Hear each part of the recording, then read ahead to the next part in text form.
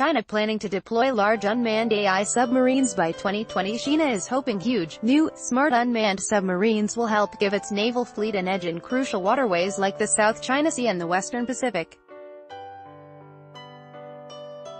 The South China Post reported Sunday that Beijing expects to deploy artificially intelligent unmanned submarines in the early 2020s. The seacraft could be used to survey waters, place munitions, or even be used in suicide attacks against enemies, scientists involved in the program told the outlet. Lin Yang, Marine Technology Equipment Director at the Shenyang Institute of Automation, Chinese Academy of Sciences, confirmed the program, and said it was a response to work in the U.S. to develop similar watercraft. These subs, dubbed extra-large unmanned underwater vehicles, or XLUUVs, are much bigger than the current crop of underwater vehicles, large enough to dock as conventional submarines and to carry significant weaponry and other equipment. Their artificial intelligence will help them operate undersea, not only to avoid natural phenomena, but to detect and identify friendly or hostile ships and make navigational decisions to avoid them. The XLUUVs are also designed to complete tasks without needing to seek input during the course of a mission, the SCMP reports.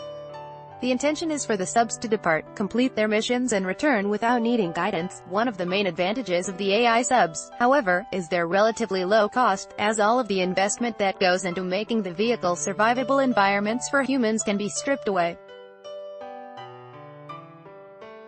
Without those frills, the ships can operate fearlessly, using artificial intelligence systems to learn from what is happening around them without having to be concerned with protecting human cargo.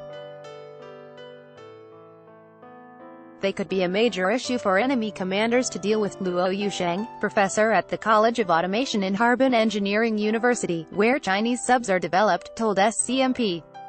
Of course, without humans on board, the unmanned subs will have to be especially resilient, as human diagnostics and repairs while at sea won't be possible. China has been increasingly investing in its navy, opening its first overseas naval base in 2017 and ramping up production of its growing fleet of aircraft carriers. Beijing announced earlier this year that it would be increasing its military budget by nearly 10%, the biggest jump in a recent upward trend that has seen military spending grow from $132 billion to $175 billion. The U.S. defense budget for 2018, by contrast, was just shy of $700 billion. The subs will join China's underwater drones, like the 11-foot, 1.5-ton Kia-Long 3 that scouts for deep-sea fossil fuel deposits, as well as potential foreign ships, and other autonomous systems on land and in the air to act in concert with People's Liberation Army Navy personnel.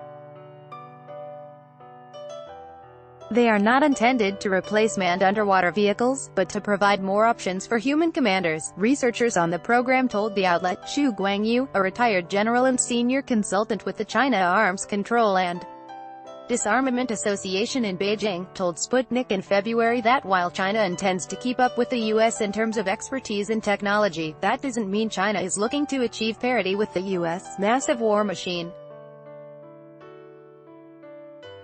China would focus on competing against the United States on quality. We cannot fall behind in terms of technology. But in terms of the size or number of service members of the military, we would not try to strike a balance with them. For example, the United States, have thousands of nuclear warheads. We would not be so foolish as to spend a lot of money on such weapons that lie dormant in storage facilities. If the accuracy and power of our missiles are strong, it's enough for us, because one of our missiles would equal 10 missiles from the United States, Xu said. Tensions between the U.S. and China are already high when it comes to the world's oceans.